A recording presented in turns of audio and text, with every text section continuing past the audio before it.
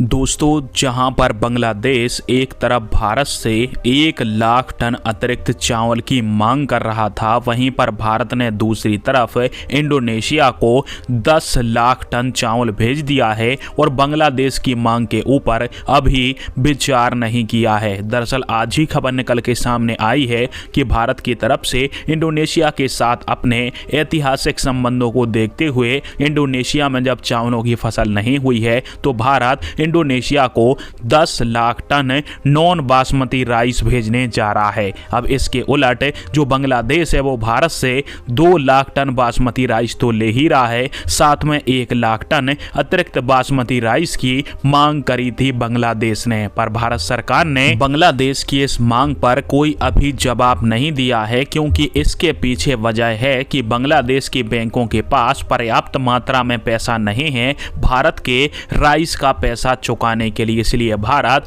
बांग्लादेश को अतिरिक्त चावल भेजने से हिचकिचा रहा है। जबकि इंडोनेशिया की बात करें तो इंडोनेशिया भारत का एक अच्छा खासा मित्र देश है। हम इंडोनेशिया से पाम ऑयल का इंपोर्ट भी करते हैं, जो कि भारत के खाद्य तेल के लिए काफी ज्यादा महत्वपूर्ण रहता है। इसलिए भारत ने इंडोनेशिया की मांग को ध्यान में रखते हुए 10 lakh ton non basmati rice के एक्सपोर्ट का फैसला लिया है। और इससे सीधे तौर पर भारतीय किसानों को भी फायदा होगा, क्योंकि भारतीय किसानों का जो चावल भारत के यहां पर अच्छे दाम के अंदर नहीं बिक पा रहा था, उसको अब खुले में खरीदी करके विदेशों के अंदर एक्सपोर्ट कराया जाएगा, जिससे भारतीय किसानों को भी लाभ मिलेगा और भारत का जो चावल है वो अंतर्राष्ट्रीय स्तर पर भी बिकेगा। अब आप सभी को बता दूं कि भारत के इस कदम से बांग्लादेश को भी एक बड़ा झटका लगा है, क्योंकि बांग्लादेश चाहता था कि 2 लाख टन चावल का समझौता है, 1 लाख टन चावल यदि और उसे मिल जाएगा